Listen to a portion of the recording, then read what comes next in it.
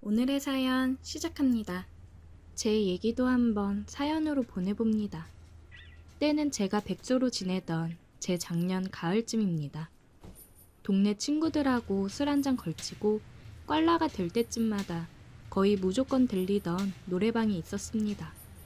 워낙 술이 차오른 뒤에 가기 때문에 난장판을 부리고 가는데도 단골이라고 저희한테 참 잘해줬어요. 주인 이모도 나름 30대 후반 정도로 보이는데 외모는 조금 평범한 편이긴 한데 화장 잘하고 잘 꾸미고 다니는, 자기 관리를 철저히 하는 스타일 좋은 사람이었습니다. 키도 크고 옷발이 잘 받아서 그런가 태하나만큼은 정말 끝내주더라고요. 친구들도 자기도 저런 애인이 있었으면 좋겠다고 할 정도였으니까요. 혼자서만 놓고 보면 약간 희미할 수도 있는 인상이기는 한데 여자들을 모아놓고 보면 혼자 돋보이는 그런 여자들 있잖아요. 아무튼 저희가 한번 노래방에 들어왔다 하면 술이 한참 오르고 갔는데도 정말 거기서 또 한번 술판을 벌이는데 매번 저희만 오면 사장님의 긴장 바짝 타고 있는 모습이 역력했어요. 아무튼 누가 보면 진상 손님이라고 할 수는 있었지만 단언컨대 우리가 왔다 가면 매출만은 확실했기 때문에 참 잘해주고 싫은 소리 하나 안 하는 게 참 좋았습니다. 동네 장사지만 같은 동네 살고 있는 줄은 몰랐는데 어느 날 우연찮게 이 여사장님을 밖에서 만난 적이 있어요. 마침 스킨하고 로션이 다 떨어져가지고 동네에 있는 화장품 가게에 갔는데 거기서 쇼핑을 하고 있더라고요. 매번 술에 만취했을 때만 보던 사이였으니까 조금 어색해서 인사를 해야 하나 말아야 하나 그러고 있는데 먼저 말을 걸어주더라고요. 어두운 노래방 카운터 조명에서 봐서 몰랐는데 맨정신에 밝은 데서 보니 참 곱고 예쁘다는 생각이 들었습니다.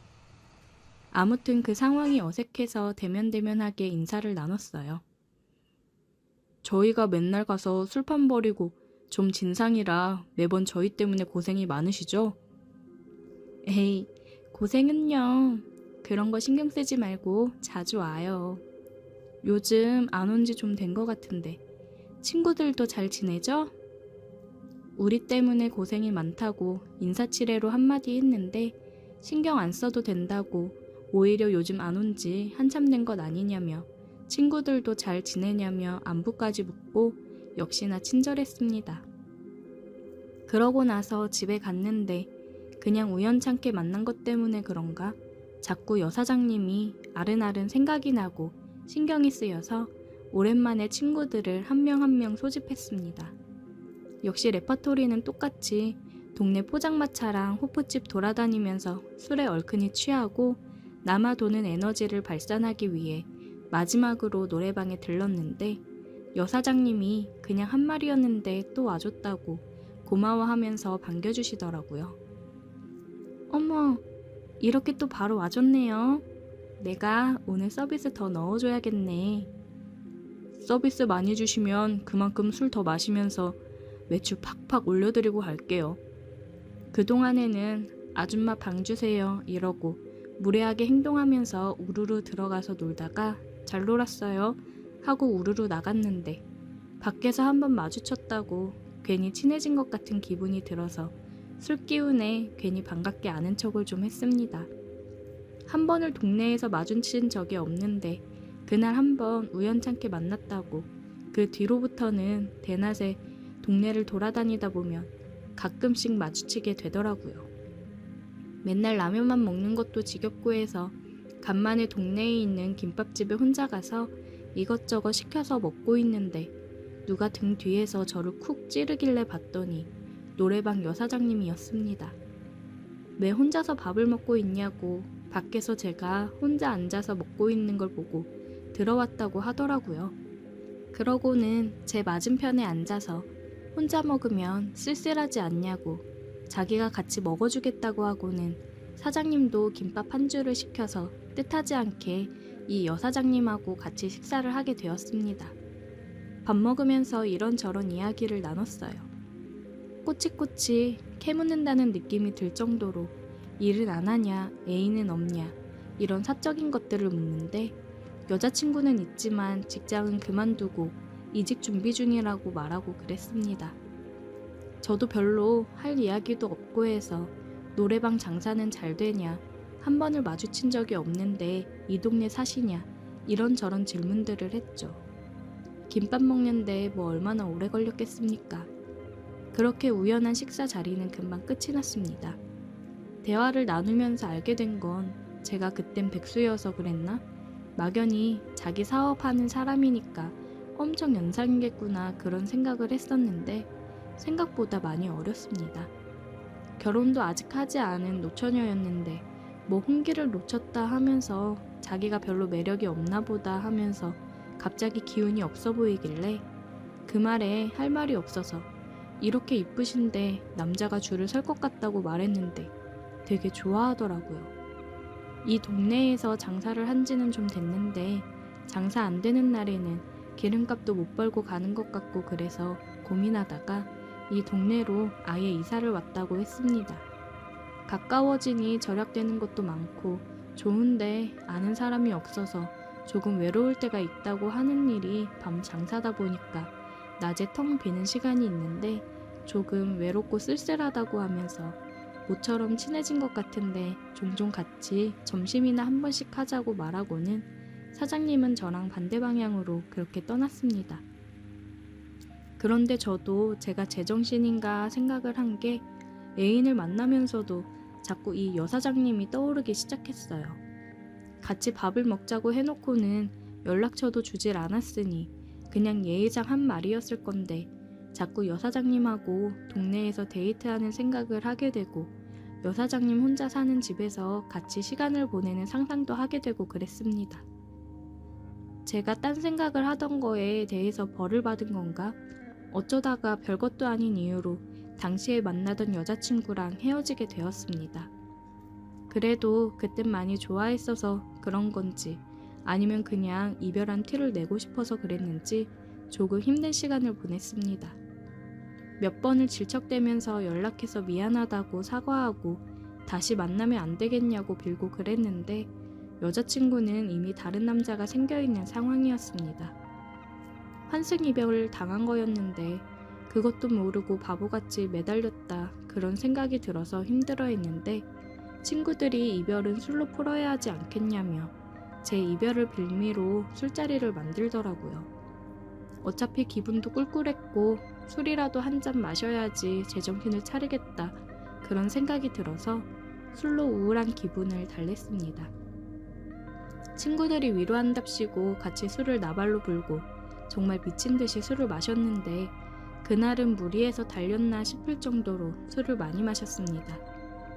항상 마지막에는 노래방으로 술자리에 대미를 장식했는데 그날따라 친구들이 이미 노래방에 가기도 전에 술이 만취한 상태여서 2차에서 나올 때 집에 들어가는 그런 그림이 나오더라고요. 저는 술도 많이 들어갔겠다, 이별도 했겠다, 막 여자 생각이 나고 그러는데 갑자기 여사장님이 떠올랐어요. 더는 못 마신다고 집에 들어간다는 친구들을 붙잡고 노래방으로 직행했습니다. 저도 술기운이 많이 오른 터라 노래방에 들어가자마자 그 여사장님한테 진상을 부리면서 도움이 불러달라고 고래고래 소리를 지르고 그랬습니다. 여사장님은 당황해하면서 여기는 그런 데가 아니라고 막 미안해하는데 친구들이 이 친구가 여자친구랑 헤어져서 그런다고 이해해달라고 그러고 저를 방으로 끌고 들어갔죠. 방에 들어가서 또 술판을 벌이고 있는 와중에 친구들은 하나둘씩 노래방에서 놀다가 술에 뻗어버리더라고요. 결국 어느 순간부터 저 혼자만 남아있게 되었습니다. 친구들도 다 뻗어서 자고 있고 저는 또 혼자 남았고 그러니까 괜히 또 슬퍼져서 혼자서 슬픈 이별 노래 같은 걸 예약해놓고 혼자 부르고 있었습니다. 노래 한 곡이 끝나고 술이나 더 마셔야겠다 싶어서 술병을 짚다가 놓쳐버려서 바닥에 깨트려버리고 말았습니다. 그냥 있어야겠다 싶다가도 친구들이 술에 뻗어있는데 그냥 놔두면 위험할 수도 있을 것 같아서 카운터로 가서 사장님한테 죄송하다고 사과하면서 제가 치우겠다고 빗자루랑 이런 걸 달라고 했는데 여사장님이 자기가 치워주겠다며 방으로 따라 들어왔어요. 발 아래는 제가 쏟아버린 술로 흥건하고 친구들은 소파마다 여기저기 뻗어서 자고 있고 진 풍경에 사장님이 조금 놀라는 눈치였습니다. 술병을 깨면서 같이 술도 깨버렸나 조심조심 하면서 사장님한테 죄송하다고 사과드리고 있었는데 사장님이 웃으면서 괜찮다고 하는데 웃는 얼굴이 엄청 예뻐 보여서 그 순간 마음이 두근하더라고요. 아무튼 바닥에 난리가 난 게 어느 정도 수습이 되고 청소용구를 가지고 방을 나가는 사장님을 따라가서 죄송하다고 사과드리는데 사장님이 저를 빤히 보더니 마음이 힘들 텐데 도와줄 수 있는 게 없어서 미안하다고 오히려 사과를 했습니다. 손사래를 치면서 아니라고 제가 술에 많이 취해서 진상 부려서 죄송하다고 사과하는데 사장님이 이쪽으로 와보라면서 빈방으로 저를 데리고 가더라고요. 뭔가 하고 따라갔는데 친구들도 술에 많이 취했고 힘들면 술 한잔 같이 해주면서 얘기도 들어줄 테니 괜찮으면 자기랑 한잔 하자고 하더라고요. 어차피 시간도 많이 늦었는데 손님도 없고 해서 가게 문도 일찍 닫을 생각이었고 심심하던 차였으니 같이 놀자고 하는데 술 기운이 확 달아날 정도로 떨렸습니다. 자기는 지금부터 그냥 술친구로 생각하라면서 제 옆에 바짝 붙어 앉아서 제 빈잔에 술도 채워주고 하는데 거기서 아무런 생각이 안 드는 남자가 어디 있겠습니까? 저도 사장님한테 술 따라주면서 같이 술을 마시고 놀기 시작했습니다. 제가 아직은 마음이 힘들어 이별 노래를 부르니 사장님이 왜 기운 빠지게 이별 노래를 부르냐며 신나는 곡들을 예약을 해서 듀엣으로 노래도 부르고 신나는 노래도 부르고 그랬습니다. 신나게 놀다 보니 조금 힘들어서 발라드를 틀어놓고 좀 쉬는 타임을 갖자고 얘기를 했는데 예약한 잔잔한 노래가 시작하니 사장님이 자기가 좋아하는 노래라면서 브루스나 한번 추자고 제 손을 잡아 이끄는데 저는 그때 심장이 너무 두근거리더라고요. 연상의 노처녀라고 했지만 그 순간만큼은 헤어진 그 여자친구보다 훨씬 이쁘고 애교 많고 저를 위해주는 천상 여자가 따로 없었습니다. 누가 먼저다 라고 할 것 없이 그녀와 저는 서로의 눈을 바라보다가 입을 맞추었습니다. 반주 소리만 흘러나오는 노래방 안에서 서로의 마음을 확인했습니다. 다음날 낮에 둘이서 나와서 해장국으로 지친 속을 달랬고 그녀와의 만남은 친구 녀석들에게는 비밀로 하고 둘이서 만났고 친구들과 노래방에 갔을 때는 서로 모르는 척을 하다가 친구들이 많이 취해 뻗어 있으면 카운터에 있는 그녀에게 가서 시간을 보내고는 했습니다. 가끔은 술 더 추가해서 돈 더 받으라고 그러기도 했어요. 제가 그녀에게 깊게 빠져 있기는 했는데 제가 취직을 하면서 이사를 가게 돼서 어쩔 수 없이 헤어지게 되었습니다. 초반 몇 개월은 연락도 나누고 했었는데 아무래도 거리가 되다 보니 자주 만나기가 힘들어지기도 했고 회사 일에 적응을 하느라 나름 바쁘게 지내다 보니 자연스럽게 헤어지게 되었습니다. 얼마 전에 친구놈들 만난다고 동네에 간 적이 있는데 요즘 시국이 그래서 그런가 노래방은 문을 닫아 있더라고요. 전화번호는 바뀌지 않은 것 같은데 연락을 해보기엔 조금 그래서 그냥 그렇게 그녀를 제 가슴에 묻어두기로 했습니다. 그래도 저와 함께 보냈던 시간을 생각하면 여전히 그립긴 하네요. 오늘의 사연 여기까지입니다. 오늘도 들어주셔서 감사해요. 구독, 좋아요, 알림 설정 부탁드려요. 오늘의 사연 시작합니다. 안녕하세요. 제가 몇 년 전에 군대 다녀오고 나서 겪은 이야기인데 한번 써보도록 하겠습니다. 저는 군대 전역 후 복학하기 전에 시간 여유도 많았고 대학 등록금이라도 보탤 겸 아르바이트를 구하려고 했는데 이미 아르바이트생을 다 구했다고 하더라고요. 어디 할 만한 곳 없나 찾던 중 아는 형 소개로 대리운전을 시작했습니다. 군대에서 1호차 운전병으로 근무를 했었기 때문에 운전에는 나름 자신도 있었습니다.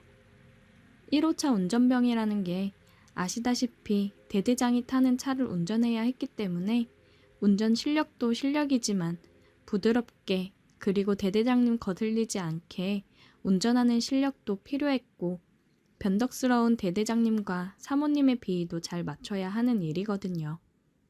그나마 있는 알바라고는 편의점 알바였는데 일하는 시간은 더 많아도 얼마 받지 못하는 편의점보다는 대리운전을 하자 생각을 해서 대리운전을 하기로 했습니다.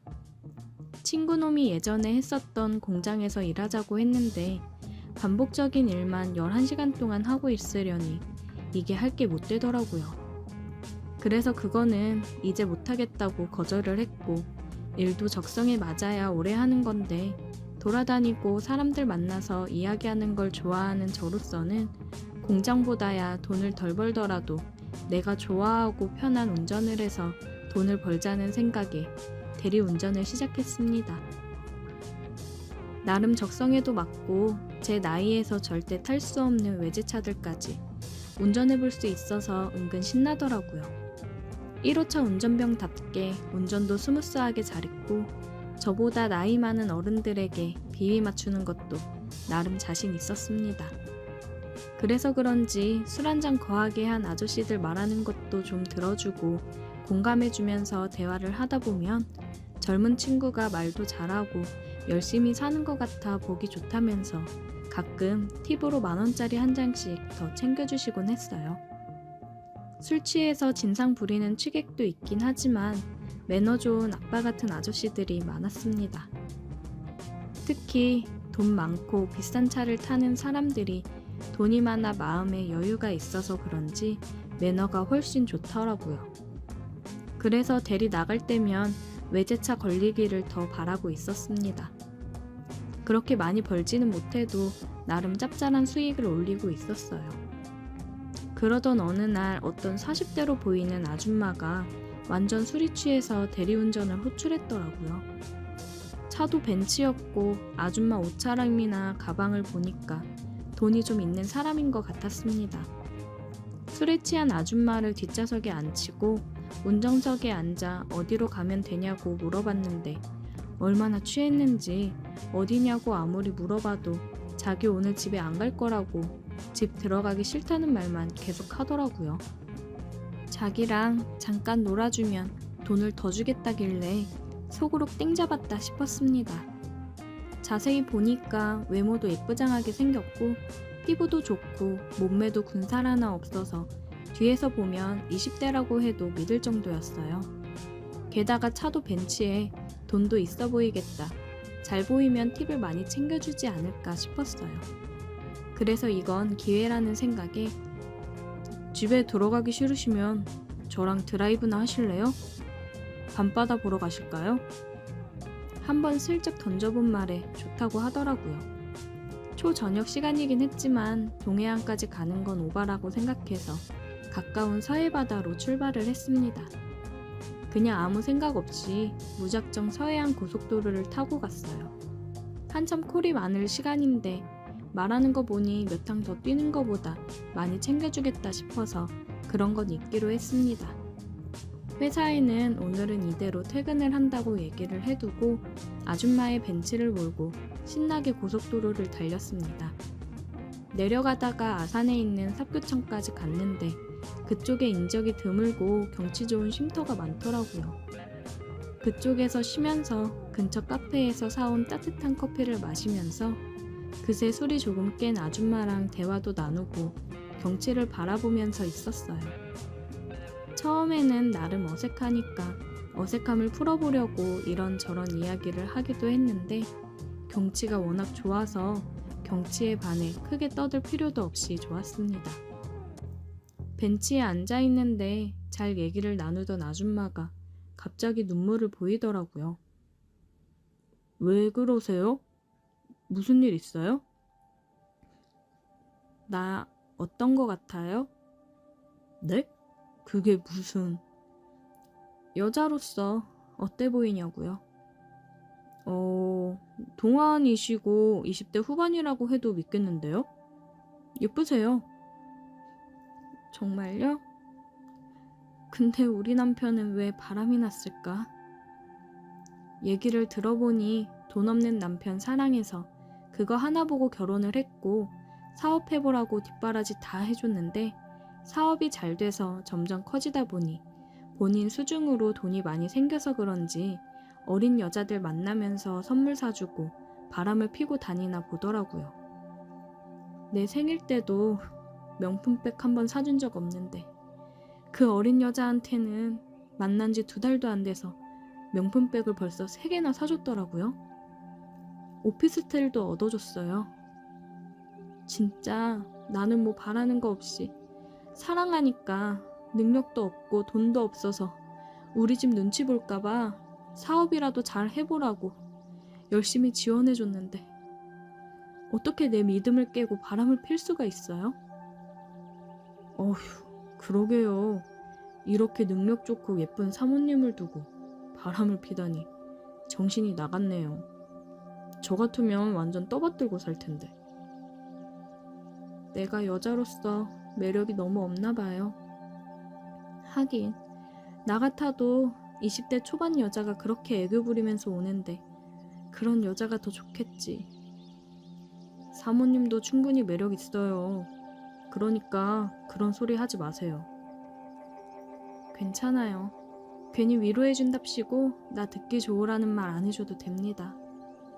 진짠데? 사모님 진짜 매력 있어요. 저는 아줌마한테 다가가 입을 맞추었어요. 경치가 너무 아름다워서 그랬을까요? 그냥 그 분위기에 취해 예쁘장한 아줌마가 더 아름다워 보였고 남편의 바람으로 눈물을 흘리는 그녀의 모습을 보니 그냥 위로를 해주고 싶었어요. 그리고 차 안으로 들어와서 속상하다고 이렇게 취할 정도로 술을 많이 마시지 말라고 얘기를 했습니다. 그랬더니 알겠다고 하더라고요.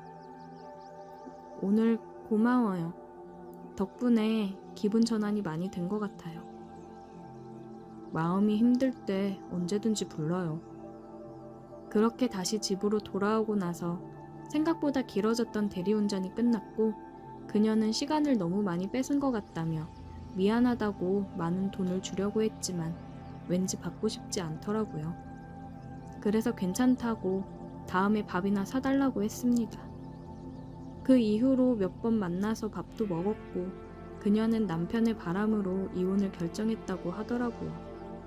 자기가 사랑했던 사람이 아니라 다른 사람이 되어 있다고요. 이렇게 사는 건 의미가 없다고 생각해서 이별을 택했다고 하더라고요.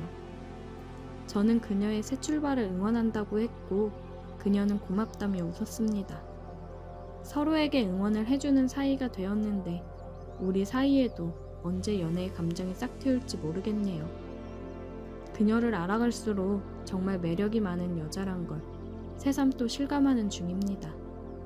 아직까지도 그녀와 종종 연락을 하고 지냅니다. 이제는 정말 친한 친구 같은 느낌이에요. 서로가 힘들 때 힘이 되어주고 응원해주는 그런 친구 같은 사이입니다. 그 이후로도 대리운전을 더 했었는데 세상에는 굉장히 다양한 사람들이 존재한다는 걸 대리운전을 하면서 알게 되었네요. 그리고 남자 여자 할 것 없이 많은 사람들이 외로움을 많이 타더라고요. 그 공허한 마음을 술로 달래는 사람들이 많은 것 같아 안타깝다는 생각이 들고는 합니다. 그래도 저는 대리운전 하면서 완전 진상들은 안 만난 것 같아서 운이 좋다는 생각이 드네요. 오늘의 사연 여기까지입니다. 오늘도 들어주셔서 감사해요. 구독, 좋아요, 알림 설정 부탁드려요.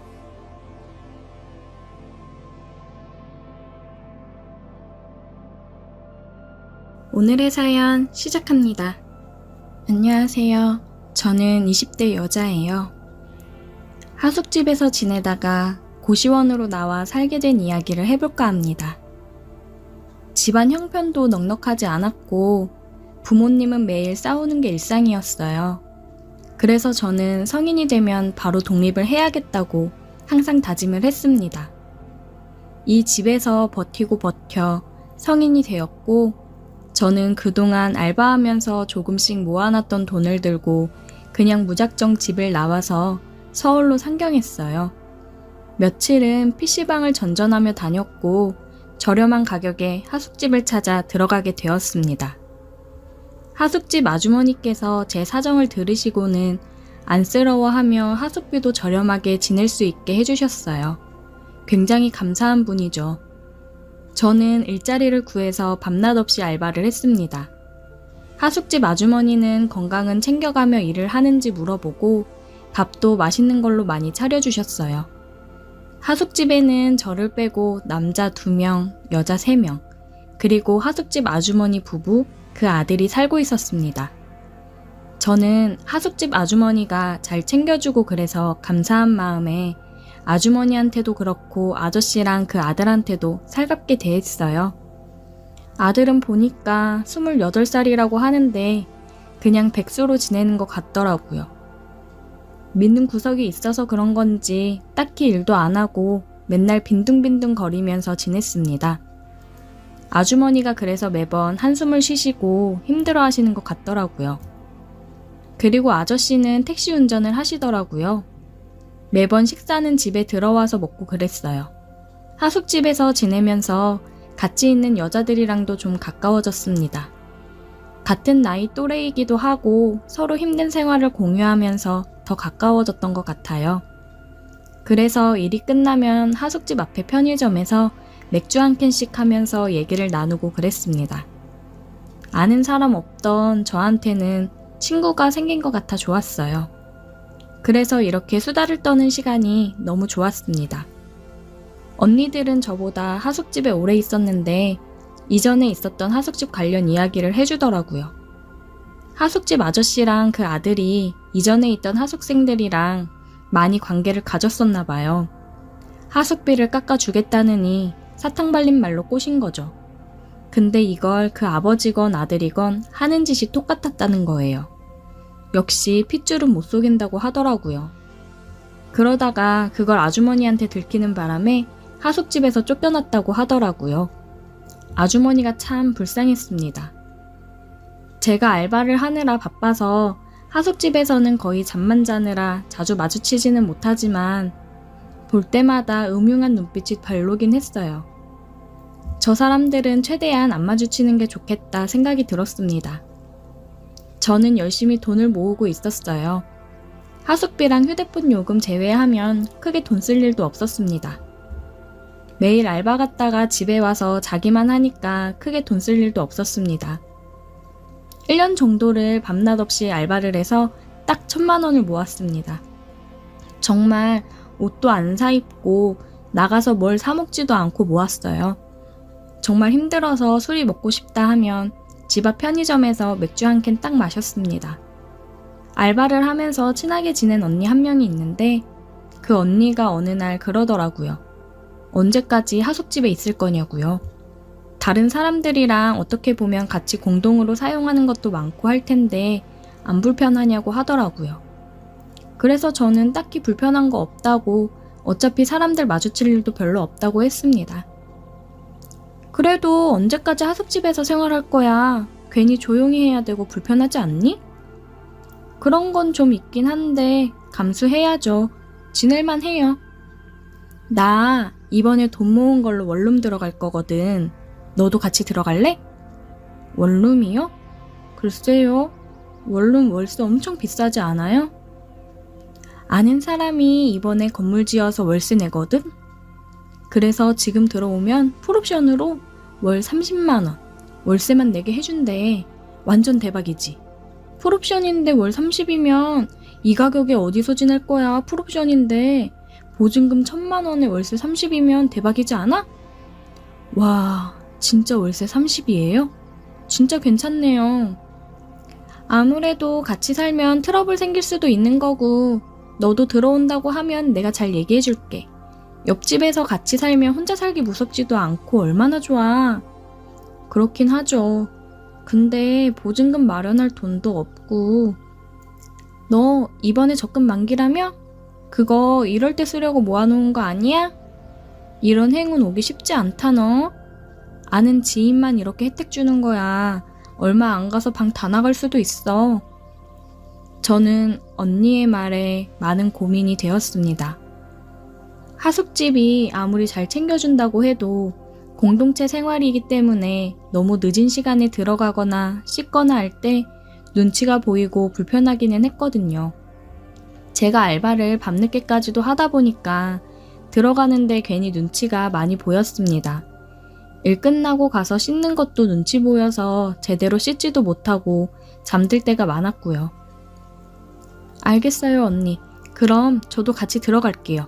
잘 생각했어. 너 진짜 운 좋은 거야. 어디서 이 가격에 방 못 구하는 거 알지? 근데 2년 계약 끝나면 월세 오를 수 있는 건 알아둬. 네, 그때까지 또 열심히 돈 모아야죠. 그럼 어떻게 하면 되는 거예요? 보증금 먼저 입금해주면 되거든? 나한테 먼저 입금해주면 계약하러 갈 때 나랑 같이 가자. 방이 금방 빠질 수도 있는 거라 먼저 들어간다고 보증금 보내줘야 되거든. 아, 언니한테요? 그럼 내일 은행 가서 돈 이체할게요. 알겠어. 이체하고 연락 줘. 나도 내 거랑 같이 보내고 계약서 작성일자 정해지면 얘기해줄게. 네, 감사해요. 언니 덕분에 너무 좋은 방 구하게 됐네요. 진짜 이런 적 없다니까?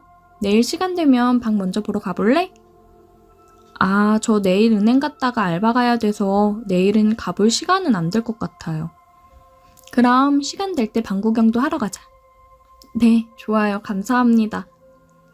저는 그 언니한테 감사의 표시를 하고 들뜬 마음을 가지고 있었습니다. 정말 바보같이 사람을 믿은 제가 잘못이죠.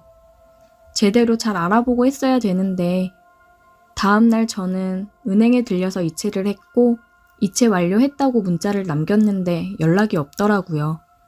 그래서 저녁에 알바를 가서 얘기를 하려고 했는데 그 언니는 보이지 않았습니다. 사장님, 희진 언니 오늘 쉰대요? 희진이? 갑자기 오늘부터 못 나온다고 연락 왔더라고. 그래서 내가 지금 나와 있잖아. 진작 얘기를 좀 해주지. 이런 경우가 어디 있는지 원. 알바 새로 구할 때까지 선이가 고생 좀 해줘. 언니가 그만뒀어요? 연락도 안 되던데 어떡하지? 왜? 무슨 일 있어? 언니가 아는 사람이 원룸한다고 방 싸게 준다고 해서 오늘 낮에 보증금 입금했거든요. 근데 연락이 안 돼요. 뭐? 그걸 희진이한테 입금했다고? 아니, 계약도 안 하고 덜컥 보증금을 입금하는 애가 어딨어. 그냥 언니 믿고 입금했는데 계약서 작성할 날짜 잡히면 알려준다고. 빨리 입금해야 된다고 해서. 진짜 이 바보야. 그런 게 어딨니? 얘 작정하고 네 돈 들고 날랐네. 신고를 하거나 그래야 되는 거 아니야? 저는 사장님이 뭐라고 하는지 귀에 들어오지 않았습니다. 진짜 머리가 멍해졌어요. 아무 생각도 나지 않았어요. 망연자실했습니다. 내가 어떻게 모은 돈인데 그걸 가지고 홀라당 튀나 생각이 들더라고요. 당장 하숙비도 내야 되는데 모든 게 막막했습니다. 제 상태가 좋지 않자 사장님은 1시간 정도 일찍 퇴근을 시켜주셨어요. 저는 집 앞 편의점에서 소주를 한 병 사들고 그냥 깡소주를 마셨습니다. 소주는 잘 못 먹는데 술을 먹고 모든 걸 잊고 싶었어요. 그렇게 앉아서 소주를 마시며 울고 있었는데 하숙집 아저씨가 다가오더라고요. 선희씨? 왜 여기서 이러고 울고 있어요? 아, 아저씨. 저는 취해서 그런지 아니면 이 답답한 마음을 어디 털어놓고 싶었던 건지 아저씨 앞에서 엉엉 울며 보증금 사기당한 이야기를 했습니다. 당장 하숙비도 내고 해야 되는데 막막하다면서 울었어요. 에고, 저런. 그러게 사람을 그렇게 믿으면 안 되지. 돈거래에 있어서는 더 철저해야 되는 거야. 제가 너무 바보 같았어요. 정말 믿었는데 죄송해요. 혹시 이번 달 하숙비는 다음 달에 같이 드리면 안 될까요? 어허, 이를 어쩐담. 내가 좀 도와줄까? 네, 좀 도와주세요. 다음 달에 같이 드릴게요. 너무 죄송해요. 내가 이번 달 하숙비 줄 테니까 그걸로 내. 계약서 봤지? 우리는 따로 보증금 안 받는 대신 하숙비 2달만 밀려도 바로 내보내는 거. 내일도 일하나? 네, 내일 12시에 알바 가요. 감사합니다, 아저씨. 그럼 알바 가기 전에 나 좀 볼까? 내가 데려다 줄게. 10시 30분쯤 집 앞으로 나와. 내 택시 타고 가지. 네, 감사합니다. 정말 감사해요. 그래, 울지 말고 신고하고 하면 금방 잡을 수 있겠지. 울지 마. 아저씨의 위로에 눈물이 났습니다. 생각보다 괜찮은 사람이었구나 생각이 들더라고요. 다음날 저는 시간에 맞춰 아저씨 택시를 탔어요. 저 근데 알바 12시까지라 아직 시간이 많이 남는데. 그래, 알지. 잠깐 나랑 어디 좀 들릴까? 어디요? 가보면 알아. 아저씨는 차를 끌고 어디론가 향했습니다.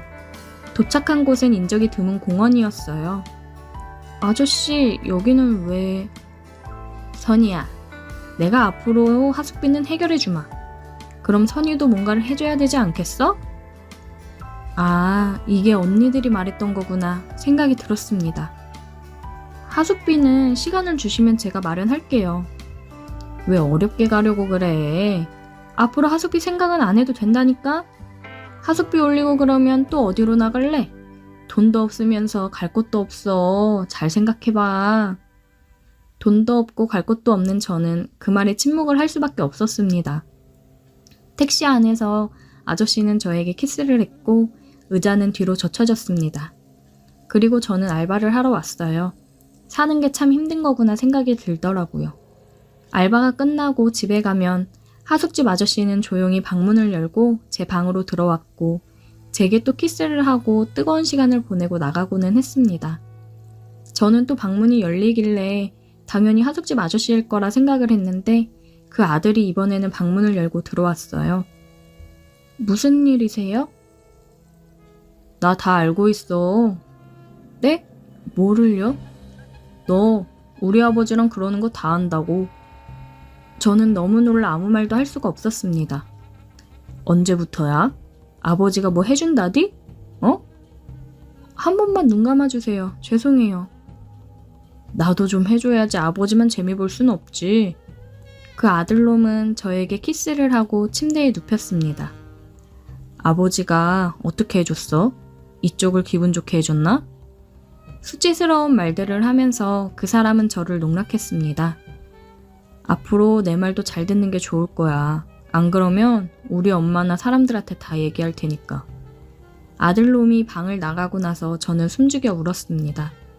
이 집 인간들은 번갈아 가면서 제 방을 찾아오거나 하숙집 아저씨는 택시로 불러 뜨거운 시간들을 보냈어요. 도저히 이대로는 안 되겠어서 저는 어느 정도 알바비를 모아놓은 후 하숙집 아주머니께 무릎 꿇고 울며 이제껏 모든 일을 다 이야기했습니다. 죄송합니다. 제가 정말 그러면 안 되는 거였는데 너무 죄송합니다.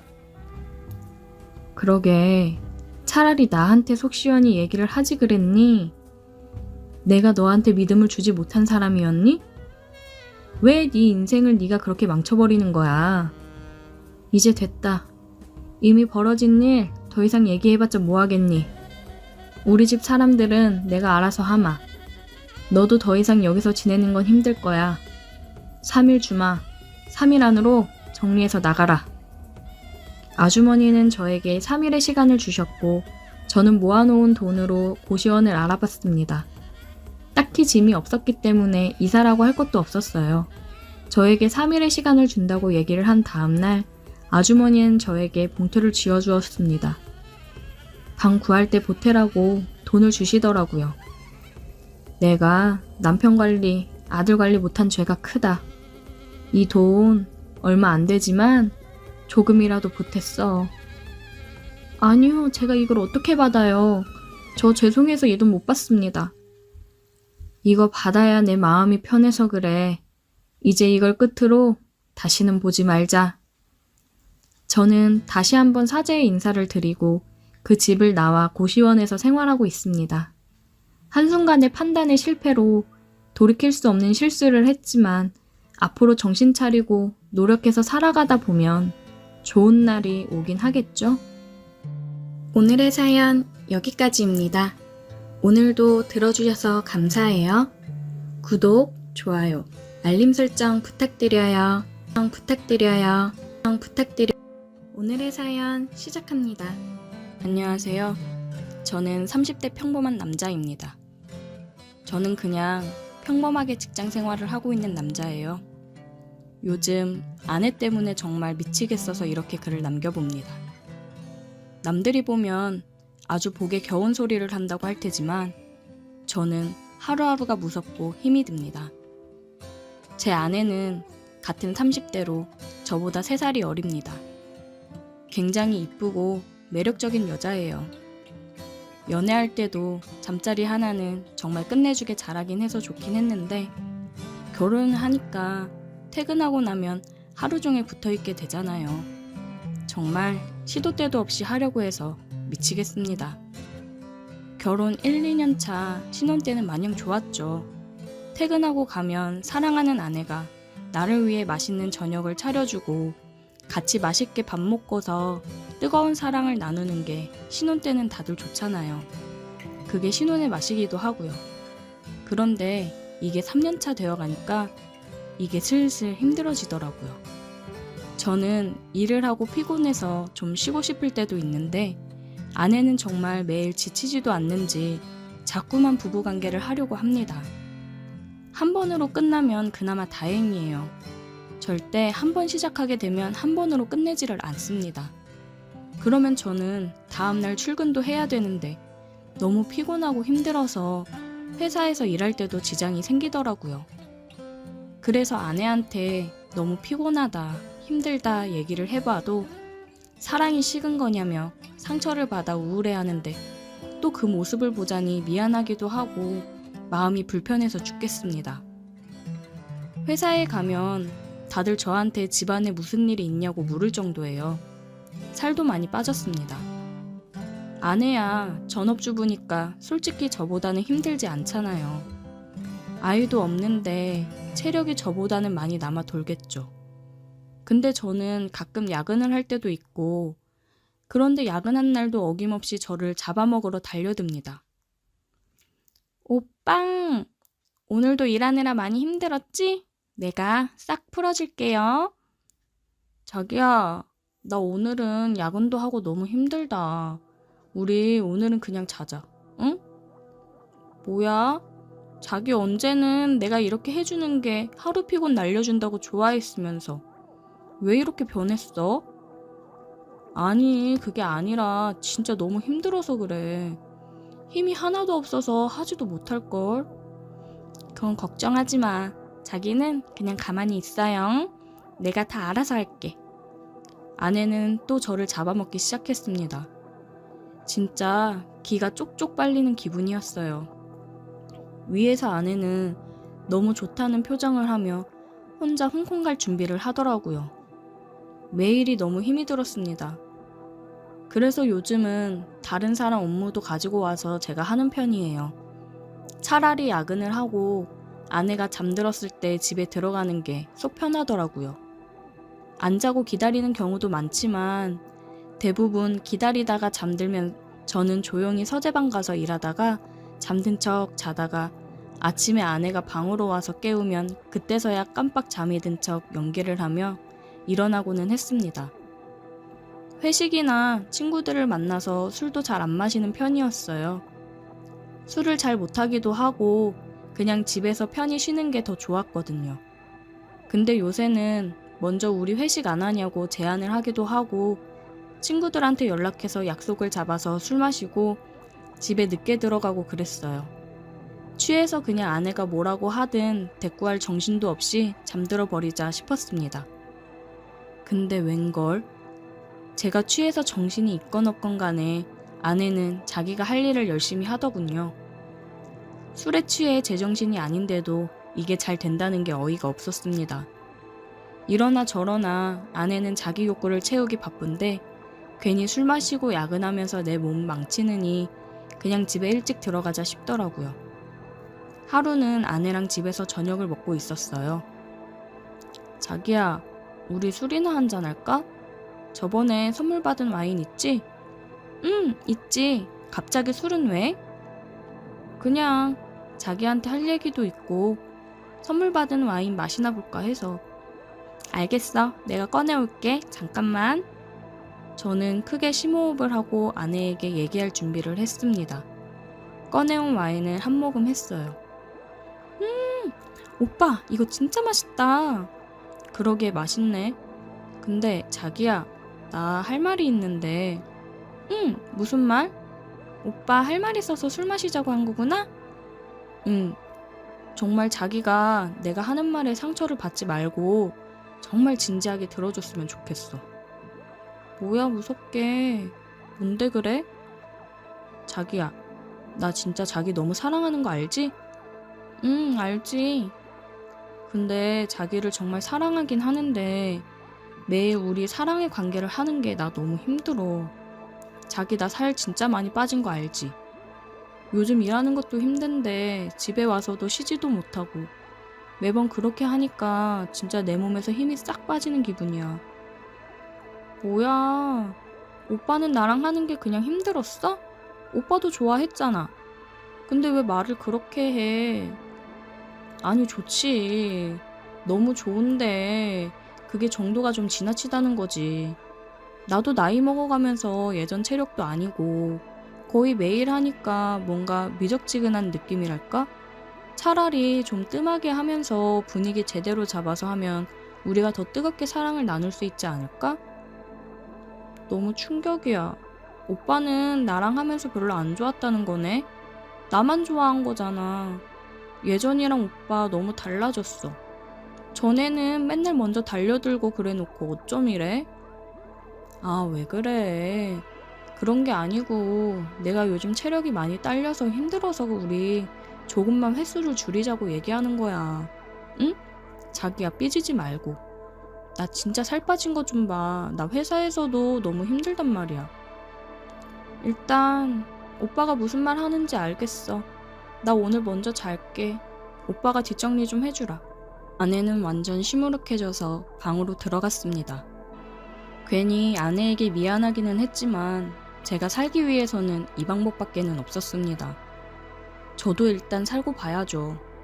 진짜 기가 쪽쪽 빨리면서 얼마나 힘든지 겪어보지 못한 사람은 모를 거예요. 저는 저렇게 잠깐 삐지고 말겠지 생각을 했습니다. 근데 그건 저의 착각이었어요. 아침까지 일어나지 않고 자고 있는 아내한테 볼뽀뽀를 해주며 출근하고 오겠다고 인사를 하고 출근을 했습니다. 아침까지도 기분이 다운되어 있는 아내를 보면서 기분이 썩 유쾌하진 않았지만 그런 아내를 뒤로하고 출근을 했어요.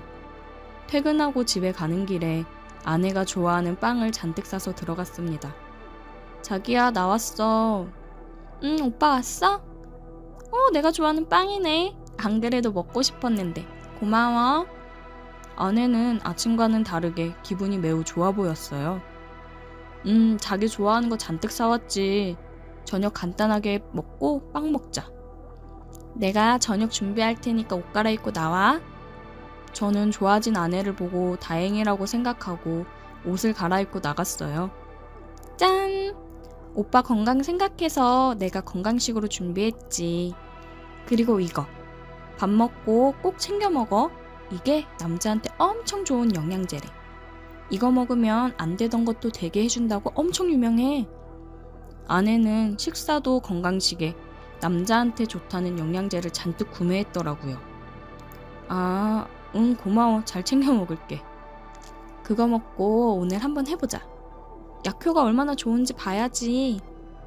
아내는 제 체력 문제라 생각하고 영양제를 먹으면 괜찮을 거라 생각했어요.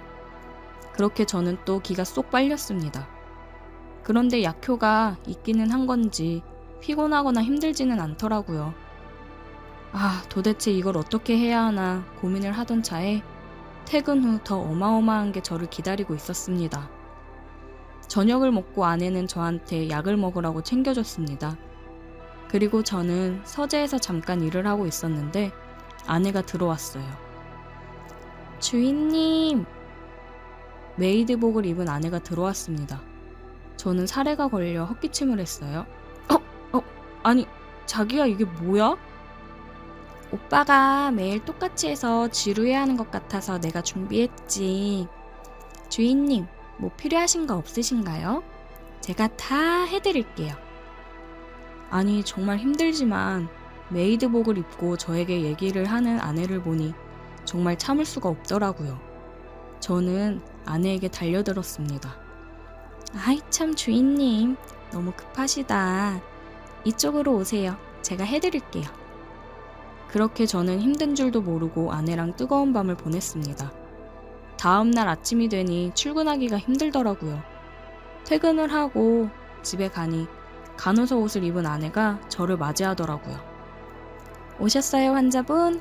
이쪽으로 오실게요. 이건 또 뭐야? 환자분, 오늘은 제가 아픈 곳을 치료해 드릴게요. 저는 또 그렇게 아내의 유혹에 넘어가 뜨거운 밤을 보냈어요.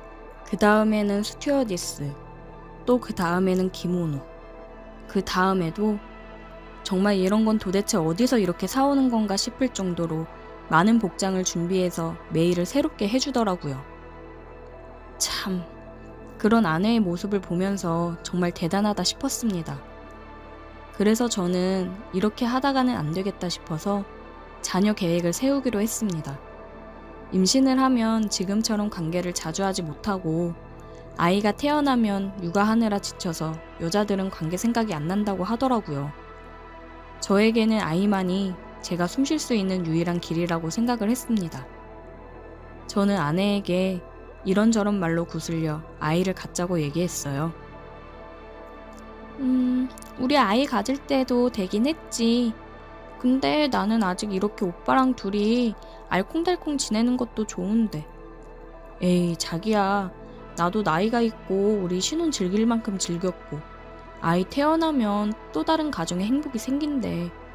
우리도 이제 슬슬 아이 생각해야지. 조금이라도 젊을 때 낳아야 고생 덜한데.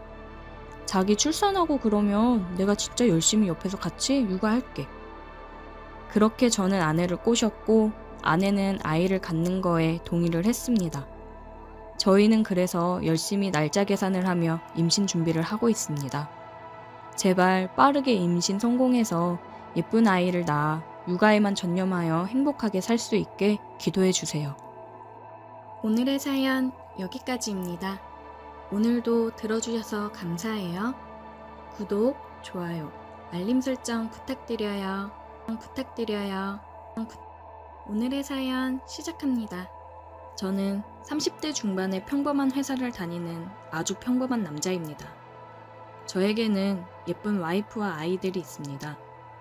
저는 결혼을 일찍 한 편이라 아이들도 제 또래 친구 아이들보단 크고요. 아무튼 결혼 생활은 아무런 이상 없이 와이프와 아이들까지 아주 즐겁고 또 피곤하게 지내고 있습니다.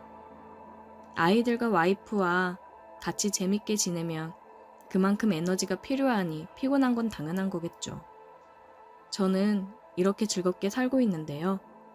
그런데 더 재미있는 일이 생겨버렸습니다. 제가 다니는 회사는 저처럼 아주 평범하고 작은 회사인데요. 같이 일하는 남자 2분, 또 여자 2분에서 사장님과 저를 포함해 총 6명이 있습니다. 여자 1분은 저보다 나이가 많고 결혼은 했는데 아직 아이가 없고 또 1분은 저보다 어리고 결혼도 했지만 아이가 없었습니다. 저희는 일이 없을 때는 서로 농담도 하고 가정사도 얘기하고 재밌게 지내고 있습니다. 그런데 말이죠. 저보다 어린 직원이 가끔 보면 참 안쓰럽다, 뭐 그렇게 생각이 들 때가 있습니다. 남편분은 사업을 하는지 같이 놀러 간다, 휴가 때는 뭘 해야지, 뭐 그런 얘기는 일절 없습니다. 그래서 궁금한 저는 휴가 때 주로 뭐 하냐고 물어보기도 했습니다. 처음에는 뭐 이것저것 친구들이랑 놀러도 가고 해요. 그렇게 말을 돌리곤 했는데 지금은 그냥 집에 있거나 쉬어요 라고 솔직하게 말을 합니다. 이런 모습을 보면 참 안됐다. 남편분이 사업을 하니 뭐 어쩔 수 없지 뭐, 그런 생각도 듭니다.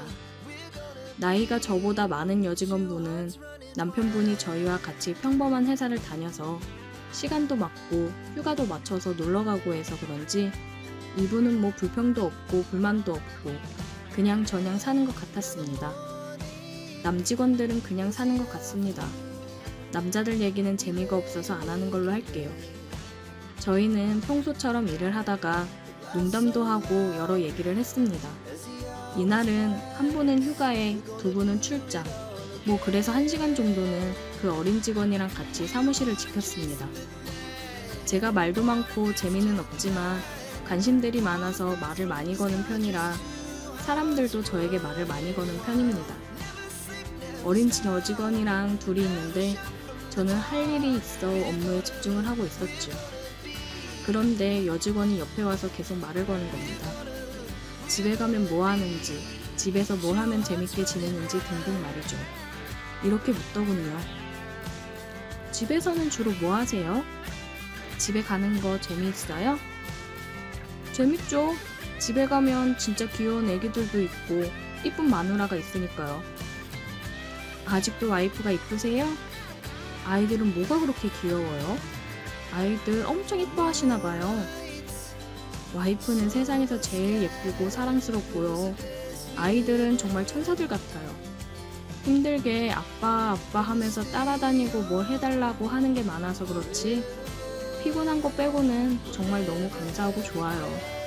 제 체력이 너무 저질이라 너무 피곤하긴 해요. 와, 정말 좋은 남편에 정말 좋은 아빠네요. 아니 그 정도는 아닌데 그냥 다 좋아요. 즐겁잖아요. 저는 집에 가면 맨날 밥 먹고 별거 할 게 없는데 너무 심심해요. 남편분이 사업을 하신다고 했죠? 그런데 사업하시면 어쩔 수 없는 것 같아요. 근데 많이 심심하시겠다. 맞아요. 어쩔 수 없어서 그냥 그러려니 생각하죠. 제가 선택한 거니까요. 남편분이랑 시간 맞춰서 휴가라도 가셔요. 남편이 그런 걸 별로 안 좋아해요. 맨날 하는 것도 아닌데 그래도 1년에 몇 번이라도 맞춰서 놀러 가자고 먼저 얘기해 보세요. 맨날 얘기하는데 이제는 지겨운가 봐요. 다 하기 싫다, 귀찮다. 사업하니까 힘들어서 그래. 그냥 쉬고 싶다. 그런 얘기만 해요. 좀 힘드시겠다. 커피 한잔 하실래요? 고마워요. 이거 드시고 릴렉스 하세요. 알겠어요. 잘 마실게요. 저희는 이렇게 이런저런 얘기들을 자주 했고 얘기를 들을 때마다 동정심과 마음이 가기 시작했습니다. 뭐랄까, 그냥 오빠로서 지켜주고 싶다, 그런 느낌? 얘기할 때마다 그녀는 한숨이 가득했고 그런 얘기를 할 때마다 저는 화제를 돌려서 분위기를 전환을 시도했죠. 일부러 농담도 많이 했는데 그녀는 참 잘 웃어줬습니다. 술 좋아하시죠? 언제 술이라도 한잔 하실래요? 맨날 재밌는 얘기도 해주시고 기분도 풀어주시고 너무 고마워요. 제가 언제 술이라도 한잔 사드리고 싶어요. 고맙긴 한데 둘이 술 먹는 건 좀 그렇지 않을까요? 제가 생각을 못했네요. 불편하시면 안 그러셔도 되고요. 와이프한테 허락받고 당당하게 마시죠. 허락을 할까요? 제가 봐도 좀 이상하게 생각할 수도 있을 것 같네요. 제가 당당하니까 먹어도 되겠죠? 저희가 이상한 사이도 아니고요. 그렇죠? 직장 동료랑 간단하게 술 한잔 하는 건 이해하시겠죠? 제가 물어보고 말씀해드릴게요. 그런데 언제 마실 생각이세요? 오늘이라도 좋죠 뭐. 일단 물어보고 말씀해드릴게요. 근데 제가 술을 잘 못해서. 제가 잘하니까 괜찮아요. 저는 직장 동료가 얘기한 거라 거절을 못하고 와이프에게 사실대로 고하고 허락을 받아냈습니다. 그런데 이것이 비극의 시작이었습니다. 아까 와이프한테 물어봤는데 허락해줬습니다. 끝나고 바로 드실 건가요? 식사하면서 같이 반주하시죠? 그러면 장소 잡고 얘기해주세요. 저희는 일이 끝나고 근처 밥집이 아닌 그냥 술집으로 갔습니다. 오랜만에 맘맞고 직장 동료랑 술 먹는 게 너무 좋네요. 예, 저도 좋네요. 처음은 시원하게 소맥으로 말아서 한잔 할까요? 맨날 집에서 혼술하는데 너무 지겨웠어요. 오늘은 술이 잘 들어갈 것 같아요. 혼술도 하세요? 일단 소맥 한잔 하시죠. 이야, 술 못한다고 한 거 거짓말 아니죠? 원샷을 하시네. 아, 갈증이 나서 시원하네요. 소주 좋아하세요? 아니면 맥주 좋아하세요? 편한 걸로 드세요. 강요 안 하니까. 아, 저 술은 잘 못하는데 그래도 술은 소주죠. 그쵸? 술은 소주죠. 오늘 제가 먹자고 했으니까 제가 쏠게요. 맘 놓고 드세요. 아, 아니에요. 제가 살게요. 그러면 오늘은 제가 사고 다음번에 사주세요. 그럼 또 둘이 술 먹을 수 있잖아요. 네? 또 둘이서요? 저는 편하게 좋은데 제가 불편하세요? 아니요, 그럴 리가요. 저도 편한데 와이프가 오해할까 봐서요. 오늘도 겨우 스낵 받아서요. 안 되면 어쩔 수 없죠 뭐.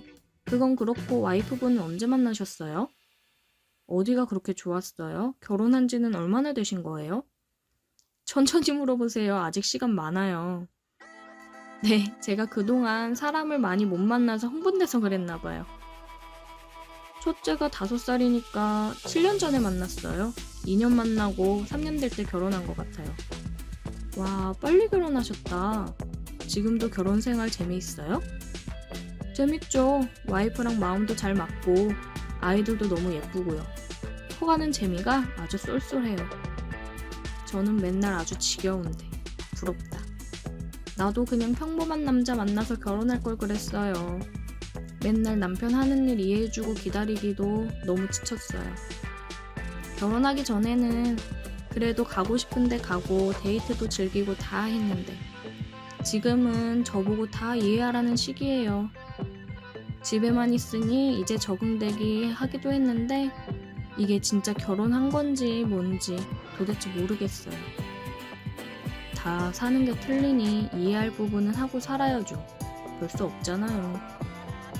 저는 다시 태어나면 결혼 안 할 거예요. 그냥 혼자 연애하면서 살 거예요. 그것도 나쁘지 않죠. 그것도 재밌을 것 같아요. 지금이라도 그만하고 헤어지고 제 삶을 살까요? 에이, 그래도 마음이 맞으니까 결혼했을 텐데 서로 대화를 많이 하시고 잘 해보세요. 저는 상민 씨처럼 자상하고 잘 챙겨주고 뭐라 말은 못하겠는데 상민 씨 같은 남자 만나고 싶네요. 아, 칭찬인가요? 와이프한테 더 잘해야겠네요. 상민 씨, 하루만 제 남자친구 해주시면 안 돼요? 제가 잘못 들은 거죠? 농담이에요, 농담. 농담인 거 알잖아요. 아, 깜짝 놀랐어요. 그런 농담 하지 마세요. 아우, 놀래라. 그런데 저는 남자가 볼 때 어때요? 괜찮아요? 예쁜가요? 상중, 하중에 어느 정도예요? 저도 결혼 안 했으면 영경씨 같은 여자분 만나죠. 등급으로 매길 순 없지만 그래도 정하라고 하면 상이죠. 예쁘고 착하고 뭐 하나 빠지는 거 없으시잖아요. 그럼 제가 좋다는 건가요? 아, 또 농담하시네. 이제 안 속아요. 네, 알겠어요. 술 한잔 해요. 너무 힘들어하지 말고 즐겁게 생각하세요. 와이프한테 허락받으면 자주는 아니더라도 가끔 술친구 되어드릴게요. 주거니 받거니 짠을 하면서 술을 거하게 먹고 저는 귀염둥이가 집으로 그녀는 아무도 없는 집으로 갈 길을 갔습니다. 다음날 그녀는 회사에서 커피도 사주고 고맙다고 다음에도 부탁한다며 얘기했고 한 달 뒤에 회식이 있어 다시 술자리를 하게 되었습니다. 이 자리는 공식적인 자리라 편한 마음으로 갔습니다.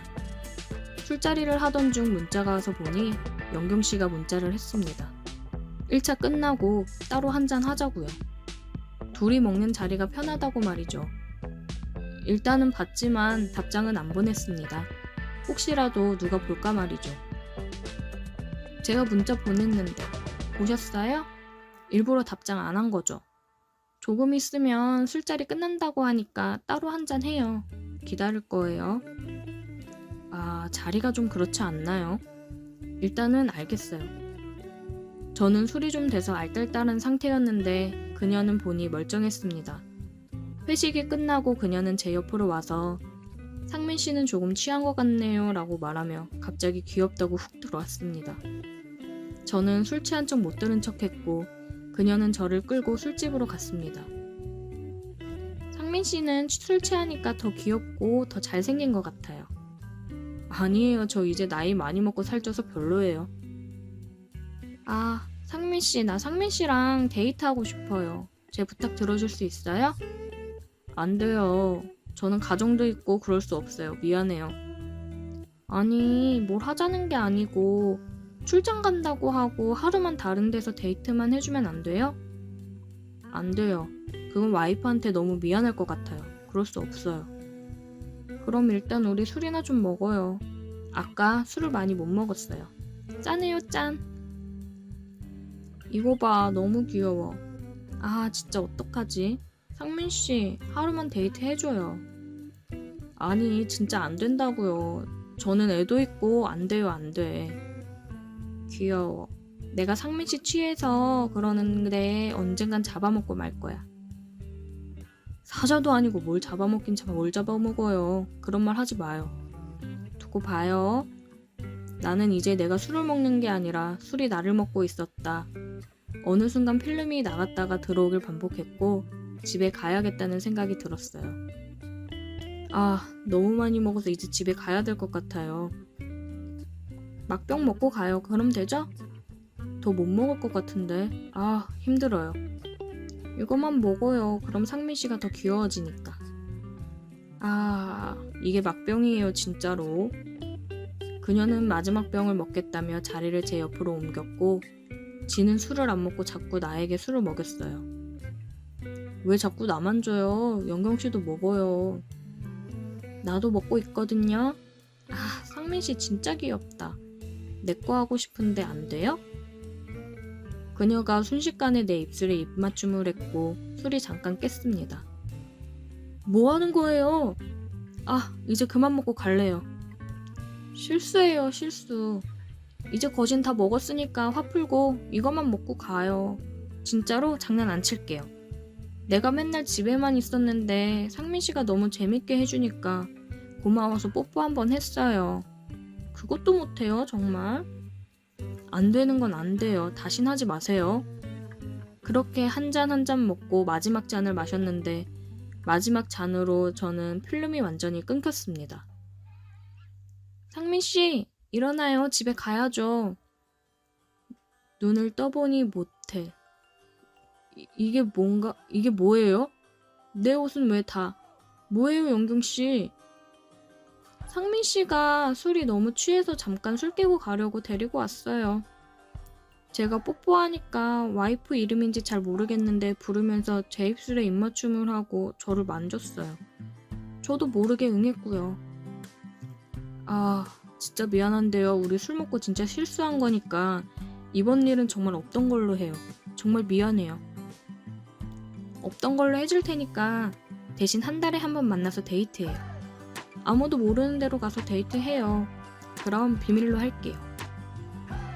아, 알겠어요. 일단 집 좀 갈게요. 상민씨, 내가 사랑하니까 우리 다음에 데이트할 때 더 재밌게 해요.